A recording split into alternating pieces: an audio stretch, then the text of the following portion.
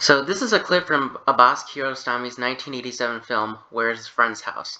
Pay close attention to the dialogue.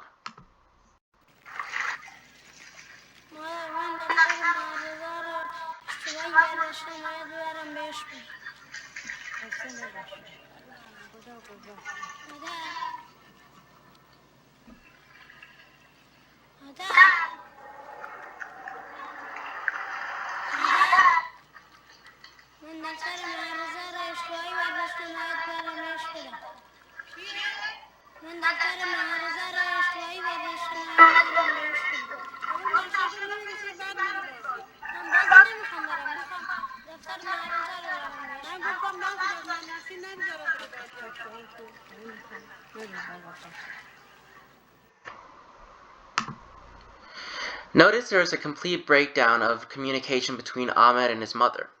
In this clip, and indeed throughout the film, Ahmed finds himself repeating his request to get his point across. We as the audience saw how traumatizing and cruel a teacher berating a student can be at the beginning of the film.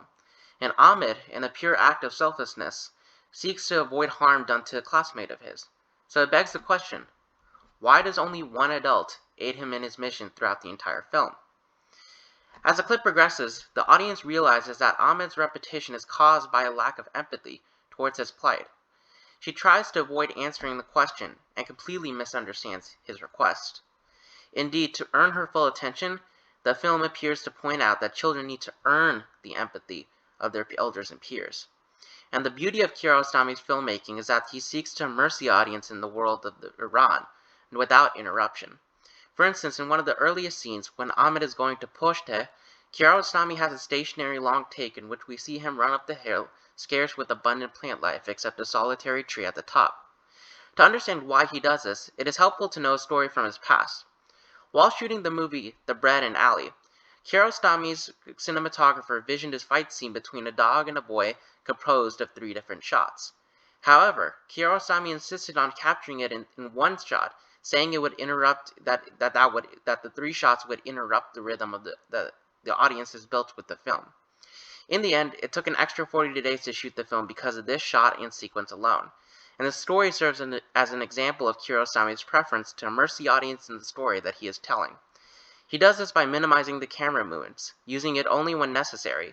It follows a fundamental principle that formalistic elements of a film will distract the audience from the realistic elements of said film. Kiarostami favors restraint in the camera, lighting, production design, and sound because it allows the audience to understand the story in the context of what is happening around it, real and fictional. In terms of the former, looking at the landscape of Iran allows us to understand that much like Ahmed's struggle to voice his concerns to those in power, years before the revolution in 1979, Iranians found themselves frustrated in having the government understand and empathize with their concerns. In its own contained world, we come to understand that Ahmed lives in the system of earning empathy. But that isn't necessarily a negative thing.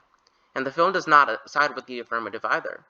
It has a discipline to point a camera and let the viewer answer the questions the film raises.